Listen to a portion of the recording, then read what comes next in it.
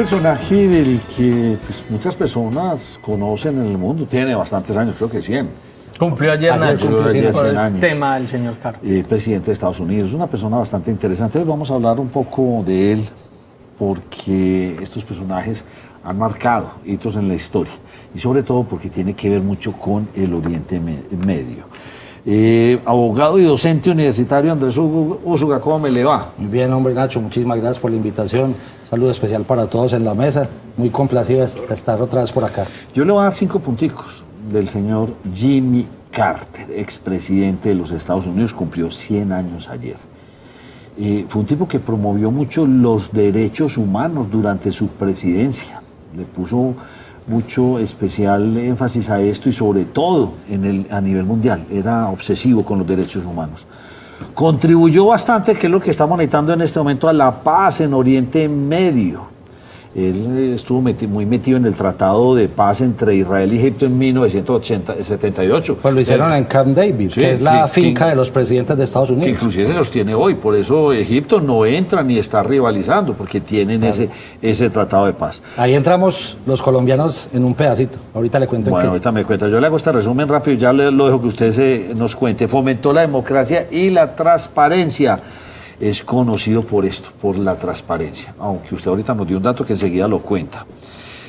Trabajó por la salud global y sigue trabajando mucho por eso, que ya no creo pues a su edad, pero bueno. Y es un símbolo de integridad y ética a nivel mundial. Por eso es tan importante y queremos hablar, o usted que lo ha estudiado bastante, hablar de Jimmy Carter. Arranquemos, ¿dónde nace? ¿Quiénes eran sus padres? Nacho, yo te soy sincero. Carter es un personaje que se volvió muy interesante para mí porque era el presidente de los Estados Unidos en el momento en que yo nací. Entonces, a mí me gusta estudiarlos qué estaba pasando en el mundo cuando yo nací. Ese señor llevaba como 20 días de presidente en el momento en que yo nací. Oiga, y entonces, cuando usted nació, ¿quién era el presidente de Colombia? Ay, Nacho. ¿Vio? Hay que María estar Andrea, ¿quién pendiente. era el presidente cuando usted nació? ¿Rojas? Y me lo preguntan a mí, tampoco sé. No, usted, dígame el año y le digo quién es. Ah, bueno. También. En mi Yo caso, también. en mi caso era Pastrana. Misael. Misael. Ah, bueno. Turbay. ¿Quién era el presidente? El mío era López. 1985. Era Era Belisario Belisario Betancur. Betancur. 1990. Bueno, continúe. Uy, César Gaviria. Dependiendo de la fecha, Dependiendo de la César fecha, o o César Gaviria o Arco. Octubre. Gaviria. César Gaviria Pues acaso acabadito dentro de 2 de, semanas. acabadito de asumir. Entonces, mire, él nace en un estado que realmente es muy interesante, inclusive para los medios de comunicación, que es Georgia. ¿Por qué? En Georgia, tú sabes, Nacho, muy bien, que han tenido pues bastantes conexiones por allá, en Georgia queda CNN, ¿cierto? Que es de Ted Turner. No sé si tienen claro quién es el señor. Un judío con mucha plata, el magnate que dueño de los Bravos de Atlanta, dueño de Cartoon Network, una cantidad de cosas. Ese estado es uno de los estados pivote en los Estados Unidos. Nos vamos a dar cuenta de eso ahorita dentro de un mes. Y es la lucha en la que uno no sabe si esto es republicano o demócrata, como Pensilvania. También es un estado bastante interesante. Pero Georgia tiene una particularidad. ¿Sabe quién era de Georgia? Martin Luther King. Entonces es un estado supremamente importante. Él es hijo de un granjero, pero no podríamos decir granjero, sino de un industrial de la agroindustria. O sea, Sí. él es hijo de un señor rico, pero que eran del estado de Georgia, y de una señora que era una enfermera. Entonces, nació pues acomodado. Y un dato que adicionalmente me pareció muy interesante a mí es, él es el único presidente, no es el único que haya sido oficial de las fuerzas militares de allá, pero sí es el único que se graduó de la Escuela Naval de Anápolis. Esto es, la carrera de Carter no la hizo ni en Princeton, ni en Yale, ni en Harvard, ni en Stanford, ni en American University. La hizo en Anápolis, que es la escuela naval, ¿cierto? Sí. Y ahí hay datos muy interesantes también. Fíjate, Nacho, que nosotros cuando hacemos el análisis que hicimos en algún momento aquí, no sé si lo recuerdan, cuando hicimos la evaluación de todos los presidentes. Sí, ¿Te acuerdas? sí señor, muy buen programa, sí. Exacto. Nos damos cuenta que la mayoría de presidentes en Colombia son de Bogotá. Eso tiene que ver mucho con el marcado centralismo nuestro. Fíjate que en Estados Unidos no es así. En Estados Unidos ellos generalmente casi ninguno es de Washington. Casi ninguno, es al revés. Eso creo que nos dice mucho del modelo, ¿no? El modelo político y el modelo federal. Entonces, él en Georgia era de la Marina, y en la Marina fue uno de los que se estrenó. Mientras estaba en la Segunda Guerra Mundial, él estaba en la Escuela Naval. Pero cuando se gradúa de la Escuela Naval, él sale a ser submarinista. El almirante Rikovic lo lleva a los submarinos nucleares. O sea, esa es la gran novedad de la Marina durante muchísimo tiempo. El tipo es muy inteligente, es muy buen estudiante. Estudió física nuclear, fue oficial submarinista hasta el grado de teniente. O sea, él no tiene estudios ni en Derecho ni en Economía, como casi todos. Es submarinista. Él es un submarinista. Wow. Mire, cierto. Rarísimo, sí. Eso es rarísimo. Ah. Uno dice, uy, pero como hoy tenemos en nuestro país el primer comandante de fuerzas militares submarinista de la historia, lo tenemos en ese momento, que es Francisco Cubides. Sí. Que aspiro que en algún momento lo puedan traer acá para hacer una entrevista. Este señor entonces muere su padre, pero como su padre tenía dinero, él se retira de la Armada, de la Marina, de la Navy, la US Navy, para asumir los negocios de su papá. Entonces se devuelve a Georgia y empieza a hacer un trabajo comunitario, empieza a hacer un trabajo social, y en ese trabajo social conoció la política. Entonces terminó por allá siendo, ustedes saben que en Estados Unidos cada estado tiene congreso, ¿no? Sí. Terminó siendo congresista De en el Georgia. estado de Georgia, demócrata. ¿Listo? Ah, era demócrata. Demócrata. Listo. Ese es, no se ha bueno, muerto. no, ese- Aunque tiene 100 años un día, ¿no? Está más del otro lado que de acá.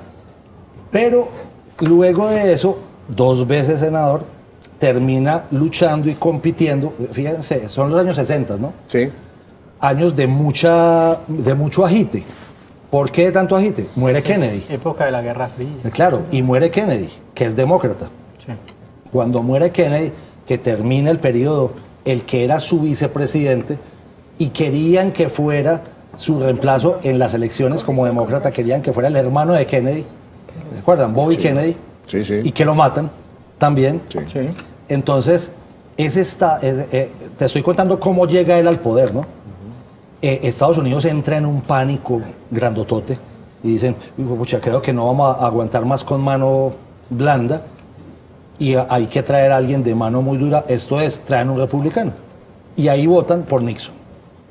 Ah, Fíjese pues. Y entonces cuando votan por Nixon, lo que termina por pasar es el gran escándalo, que los que tumban a Nixon son los periodistas, el ¿no? Watergate. Sí, sí. El El Watergate.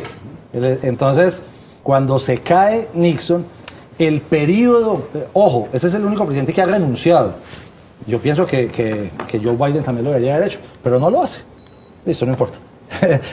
Renunció a la aspiración. Comentario al margen, sí, comentario Sí, sí. al margen.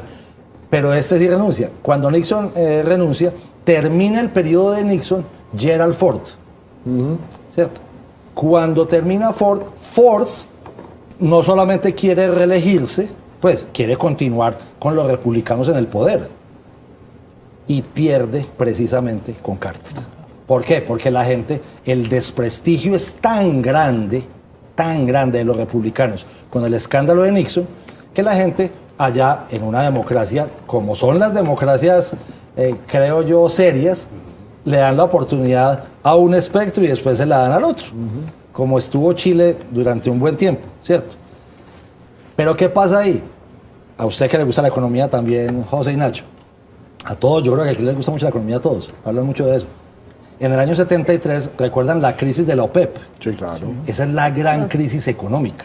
Que Estados Unidos se dio sin gasolina. O sea, todo el mundo Exactamente, estaba un empanicado. racionamiento Sí, durísimo. sí. Y adicionalmente, después de esa crisis, entonces, cuando él coge la presidencia, que es enero del 77, viene todo ese rezago económico muy duro, le toca muy duro, o sea, recibe una economía muy golpeada a nivel mundial, casi que no es capaz de sacarla, y porque después de la crisis de la gasolina viene la crisis energética. Fíjense que es una cosa muy parecida a lo que hoy estamos medianamente viviendo también. Ahorita con lo que está pasando va a haber crisis de petróleo. Sí. Y va a haber crisis energética acá, lo más probable, por lo que está pasando a nivel local. Entonces, adicionalmente, es un presidente demócrata y Pero realmente páreme ahí, no le va bien. Antes de que no le vaya bien, ¿Se lanza con qué premisa? ¿Cuál fue su propuesta de gobierno? La propuesta de gobierno básicamente es no más republicanismo. ¿Por qué? Porque el desprestigio que había dado Nixon a los republicanos, pues él simplemente llega, seamos sinceros, le gana fácil a Ford. Sí. No le gana... O sea, no tuvo que hacer un esfuerzo No muy tuvo grande. que hacer un Muy bien. esfuerzo grande como en este momento que está tan polarizado ese país. ¿Por qué? Pues porque la gente dijo, ¿cómo es posible? Empieza a salir todo lo del escándalo, que yo no sé si los televidentes lo recuerdan, que es Cuando se el tumbaban presidente, presidentes. cuando se tumbaban presidentes, el presidente Nixon chuzó la campaña demócrata. Esto es, puso unos micrófonos en la sede del Partido Demócrata de Washington y unos periodistas en el escándalo que le dicen, a ver cómo es, garganta profunda. ¿Se acuerdan? Termina Porque delataba. Exacto, termina por sacar todos los elementos, los republicanos se caen y entran los demócratas al poder. A él no le va realmente, siendo sinceros, no le va muy bien. Sin embargo, ¿Él fue presidente en qué? entre el 77 y el 81. 77-81. Sí. Ok. Y Son 5 años. sí, sin que le vaya muy bien, sí hace cosas que realmente son muy importantes. Sobre todo, no para los Estados bueno, no tanto para los Estados Unidos ni para los estadounidenses, sino a nivel internacional.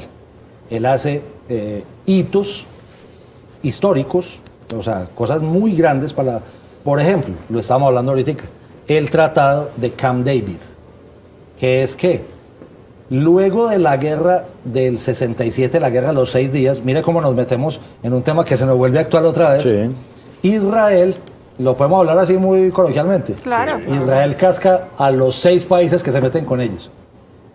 Pero después de eso, pues quedan unas heridas muy abiertas, ¿cierto? A Israel lo estaban cascando desde el año 48 que nació. A Israel le declararon la guerra al otro día que nació. Nació un 15 de mayo, al otro día estaba en guerra con toda cantidad de países. Pero en el 67 pasa algo muy importante. Y la guerra dura estaba generalmente con Egipto, con tropas en Egipto. Que es un país grande, potencia, es un país grande. Y era muy grande. Sí, sí, sí. Y entonces, él gestiona que en Camp David, que para los que no lo sepan, es la finca de los presidentes de los Estados Unidos, lleva a los palestinos de la época, ¿cierto? Y lleva al presidente de la época y a los egipcios de la época, y los lleva a un acuerdo. Ese acuerdo se llama el Tratado de Camp David. Y en ese tratado, ¿qué se logra? Mira que ahí es donde te dije que entraba un poquito Colombia. Uno, ahí nace la Franja de Gaza, por la que hace un año, el próximo 7 de octubre, empieza lo que hoy estamos tan mal, ¿no? Esa franja, por eso se llama franja, es, en los tratados de Camp David terminan diciendo, bueno, en los límites entre Egipto e Israel, háganse pues ahí, que es más o menos del tamaño de lo que es Medellín, para los que no se imaginan, y tiene más o menos los habitantes que tiene Medellín, es algo muy, muy curioso. Pero adicionalmente, ustedes yo no sé quién de aquí tiene o ha tenido algún familiar que haya prestado servicio militar. Cierto, yo creo que en Sí. Colombia cae todo el mundo. ¿Se acuerdan de unos soldados de nosotros Que van a la guerra. que van al Sinaí? Ah, sí, que sí, le dicen, claro. ese soldado va al Sinaí. Mi ¿Saben? hermano fue al Sinaí. A mi hermano le tocó ir al Sinaí. Bueno, en la Multinational Force, que es esa, ¿qué hacen? Cuidar ese tratado. Lo que hacen el Batallón Colombia, que llevan cada año, se hace el relevo, cada año llevan un batallón completico y traen un batallón completico. Esos, ¿qué hacen? Cuidan los tratados de Camp David del año 78-79 en la península del Sinaí. ¿Para qué? Para que Egipto cumpla y para que Israel también cumpla. Son 11 países. De Latinoamérica son 2, Colombia y Uruguay. Cuidan esos tratados. ¿Cómo fue la relación de Carter con el patio trasero? Usted ya sabe a qué hago referencia. El Claro, patio trasero somos nosotros. Latinoamérica. De México para abajo éramos, y hasta esos años eso seguía muy evidente. Ya es más o menos, pero en esa época era muy evidente. Carter ¿Cómo fue es un héroe en Panamá. Es un héroe. Por la le Noriega. ponen velas en Panamá. por lo de Noriega? No, porque él hizo el tratado Torrijos-Carter. ¿Y qué es Torrijos-Carter? La evolución del Se canal de comprometen a que el 31 de diciembre del año 99, entregaban el o sea, canal. 20 años después de que firman el Torrijos-Carter, iban a entregar el canal y iban a ser la autoridad del canal de Muy Panamá, bien. porque pues Estados Unidos había tenido un acuerdo con el O PAN sea, podríamos decir que fue un presidente más concentrado en lo exterior que en lo interior. Sí, pero hablo de Oriente Medio, que era, digamos, como lo más crítico y sobre todo por lo que se venía la crisis del petróleo del 72.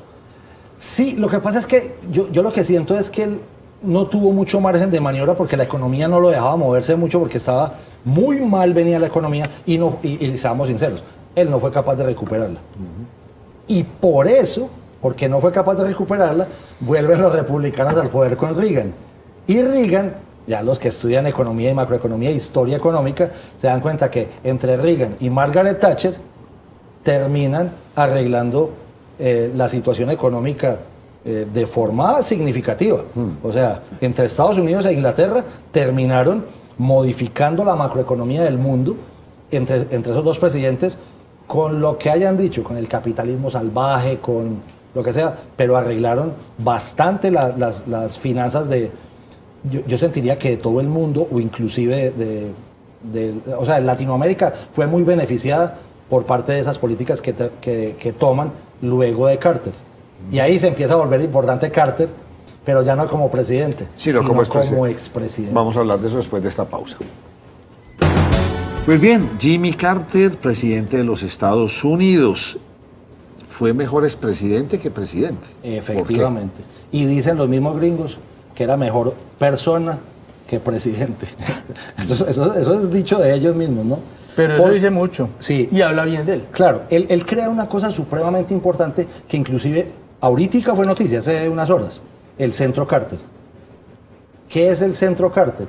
Es algo que, y queda en Georgia, es en Atlanta. Y muy famoso en Venezuela. Claro. O sea, ¿por qué? que de Ahorita. hecho creo que hasta los echaron de Venezuela ya. No, es que la noticia es de ahorita de hace horas. Sí. Acaban de publicar las actas de Venezuela, el Centro Carter, que es el centro que por antonomasia ha acompañado todas las elecciones en Latinoamérica desde Por el eso año es que se 80 y caracteriza por la punto. transparencia. Montó Claro. esto para buscar la transparencia en las elecciones y está en todos los países de América Para Latina. buscar la protección de la democracia, dice, Sí. dice el Centro Carter, ¿no? Entonces, creo que es importante esa labor que ha hecho. Él ya estaba pues un poco mayor cuando fue presidente y cuando fue avanzando. Entre él y su esposa montan el Centro Carter. Y en el año 2002, pero yo creo que el Centro Carter también dejó pasar cositas, ¿no? Por ejemplo, en las elecciones, es que las elecciones no han sido muy limpias durante mucho tiempo y ellos han estado al lado de la OEA sobre todo, que es la que ha intentado garantizar. Nosotros tuvimos un secretario general de la OEA muy cercano al Centro Carter, César Gaviria, no sé si lo recuerdan, cuando salió a ser presidente, y en el año 2002 gana el Premio Nobel de la Paz. Carter es Nobel de la Paz en el año 2002, ya con 80 y algo de años, 82 años. hace 20 81, pucho, 81. sí. Se vuelve un tema muy interesante porque él es de los que terminó por luchar más porque, por ejemplo, y esa es una lucha interna en su país, porque se quitara la pena de muerte. Fíjese lo curioso. Una cantidad de países buscando pena de muerte y él luchando porque en su país, por estados, no hubiera pena de muerte. Muy liberal, muy demócrata de ahoritica, ¿cierto? Porque, y fíjese, es más, pero siento que le hace tanto daño al Partido Demócrata que se demoró muchísimo el Partido Demócrata en regresar al poder después de él. ¿Por qué? Después de él, ¿quién vino? Reagan, y se religió. Sí. ¿Cierto? Sí. Después vino George Bush, y papá, se religió. y se religió. Y hasta que, o sea, pasaron un poco de cosas para poder que llegara Clinton, ¿cierto? Que si somos sinceros y hacemos el análisis, que ojalá lo hagan acá, Andrea, que le gusta bastante el tema y a ustedes, si hacen las elecciones, el análisis de las elecciones del próximo 5 de noviembre, el dueño del Partido Demócrata hoy es Bill Clinton. O sea, Bill Clinton es el que se inventa Obama. Y Hillary Clinton ellos son los que verdaderamente dominan el Partido Demócrata hoy. Desde Arkansas, ¿no? Ah, bueno, se nos olvidó un pedazo. Fíjese, Carter fue gobernador de Georgia. Ah, también, sí, es que Cierto. ya me extraña que no hubiese sido gobernador. Claro, fue gobernador de Georgia antes de ser precandidato a la presidencia, Mire, precandidato a la vicepresidencia. Usted me habla de todo eso, y si el de Israel-Egipto, ese tratado, el de Camp David, pero aquí me encontré más cosas. No, claro, hay uno grandísimo, el de los misiles con Rusia. Sí, señor. Ese es grandísimo Lo también. del Canal de Panamá, el tratado SALT II Claro. con la Unión Soviética Ese es- para limitar los Los misiles. Los misiles. Exactamente. Entonces, contexto. Están en plena Guerra Fría, y en plena Guerra Fría lo que termina él siendo un poco, muy criticado en Estados Unidos esa vez, mostrando debilidad ante la Unión Soviética. Recordemos que hasta ahí estaba la Unión Soviética, no era Rusia. Dicen, pero no compremos todos los misiles ni tengamos todos los misiles. Era más o menos un tema de desarme nuclear. Sí, sí. ¿Cierto? Pero quien termina logrando la paz con la Unión Soviética, y fíjese que no es criticado, con mucha ayuda del Papa de San Juan Pablo II, es Reagan, ¿no? El 8 de diciembre del año Pero me faltó una para 85-86. complementarle, porque ya usted me puso aquí a leer, le faltó una, y para mí fue crucial. ¿Qué no tenía, De nivel internacional. sí, de nivel qué no tenía Estados Unidos hasta que llegó Carter, con un país del mundo? ¿Con Ahí cuál? lo corché, pero no lo corchó. quiero corchar. Relaciones diplomáticas. Ah, claro, con China. Vuelve con Estableció, China. no habían relaciones diplomáticas pero te con cuento China. una cosa. Oiga, rarísimo. Pero venga, eso. le cuento una cosa. ¿Usted sabe quién fue el primero, el que empezó con eso? Lo que pasa es que no pudo terminar la tarea. Nixon. Increíblemente. No la pudo terminar. Él no pudo terminar la tarea, pero el primero que va a China es Nixon. Va hasta allá. Y empieza esa tarea. Pero fíjese una cosa, y hace nadita murió el dominador de la geopolítica durante muchísimos años, que fue, a ver si Andrea se acuerda, creo que lo hablamos aquí en algún momento. Judío, de 100 años. Ah, le están haciendo el examen, Henry Andrea. Kissinger. Sí, sí, es famosísimo. Kissinger sí, era el muy que famoso, sí. dominaba la Secretaría de Estado. Y la dominó ¿cierto? por varios Por periodos. muchísimos periodos. Pero ojo, con Carter lo amainó. Vuelve con Reagan, cuánta cosa. Pero si hay alguien importante en política exterior y el que termina siendo pragmático, porque eso sí que tenía Kissinger. De hecho, recomiendo muchísimo el libro de Kissinger. Liderazgo. Leadership. Es por sugerencia de este señor, Nixon. Pero el que la restablece es el que termina abriendo embajada allá en Tokio. No, en Tokio no, en Beijing. Es Jimmy Carter. Eso es supremamente importante. María Andrea, usted iba a hacer una pregunta. Sí, profesor Andrés, es que finalmente, y lo decía Andrea también ahora antes de comenzar el programa, y uno piensa que es un buen expresidente cuando hace un buen retiro y deja gobernar a los demás y hace las relaciones políticas con los demás, pero a este le sucedió al parecer todo lo contrario, y usted lo manifestaba, calificado como presidente, más bien malo, pero súper bueno como expresidente. ¿Cuál fue ese hecho detonante que dijeron, este Jimmy Carter definitivamente era Qué el gran hombre que expresidente. necesitábamos de expresidente, pero como presidente? Yo creo que toda la ola de los derechos humanos, y porque él fue el primero que promovió eso. Fíjate que Georgia, para los que conocen, Atlanta, a ver qué más les digo, ¿cuál es la ciudad donde supuestamente se filma Forrest Gump? Savannah, ¿cierto? Mobile, Alabama. El sur de los Estados Unidos es algo muy particular. ¿Por qué? Porque Florida es una cosa, pero Georgia, Alabama, Texas... Son muy americanos. Son muy... Dicen ellos mismos, no se vayan a ofender, dicen, hay mucho white trash, ¿cierto? Y son muy rednecks, Son rednecks. porque son muy nacionalistas, pero Georgia tiene algo especial, que es muy demócrata. Y en esa demócrata, porque él se crió, mira, no te lo conté cuando me lo preguntaste ahorita, Nacho, él se crió en una granja y su mejor amigo desde pequeños, no sé si es leyenda, pero es lo que ha después La trascendido, literatura. era un negro.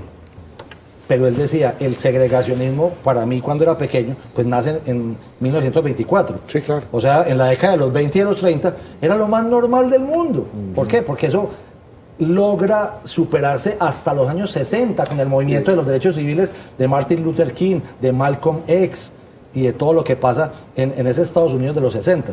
Ross Parks, no sé si se acuerdan la historia, no quiso ceder En el la silla del puesto bus. en el bus.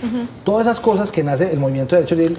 Entonces el legado siento yo que es cómo ingresan los derechos humanos a un gobernante, Eso. pero que ya era exgobernante. Él lo intenta hacer desde el gobierno, no es muy importante, porque lo importante fue, usted no fue capaz de arreglar la economía como todo el mundo estaba esperando, entrega el poder y empieza con algo supremamente importante, que los derechos humanos a nivel mundial los promueve ¿quién?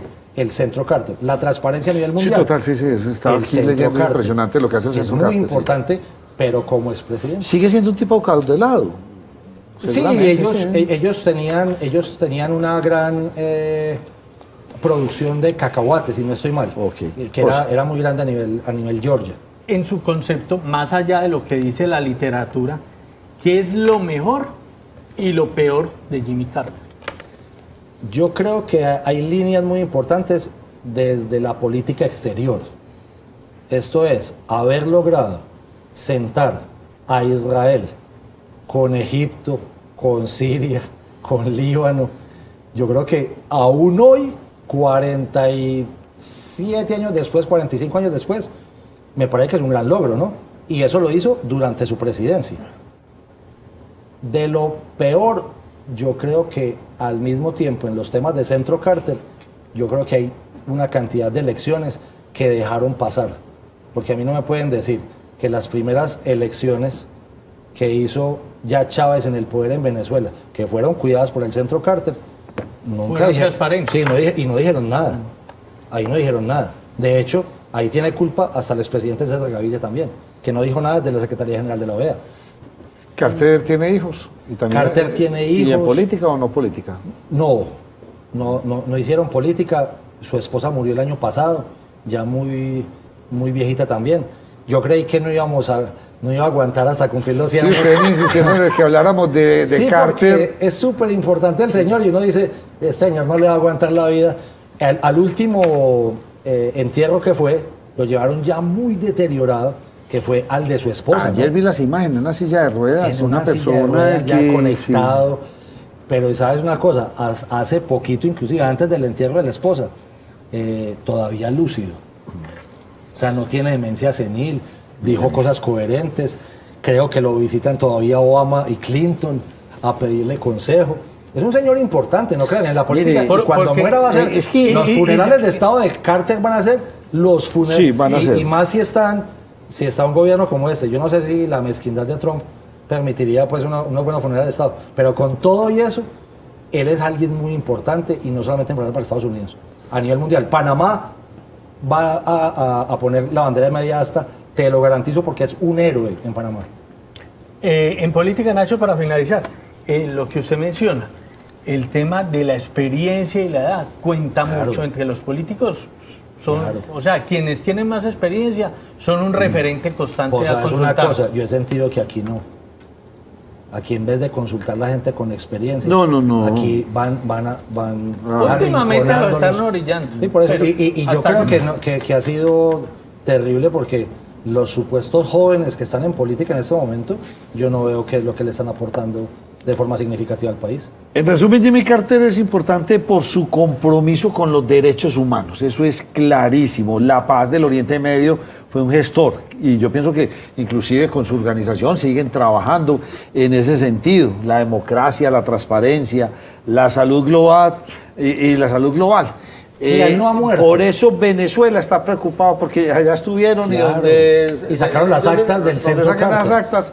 Gravísimo. Yo siento que aunque no ha muerto, pero ya le debe quedar muy poco tiempo de vida, ya el señor dejó un legado. Ya Y lo un dejó, legado así es. muy grande, que casi todo es como expresidente y no como presidente. Eso es lo curioso. Muchas gracias por haberme acompañado. A ti, Nacho, y a todos por la invitación.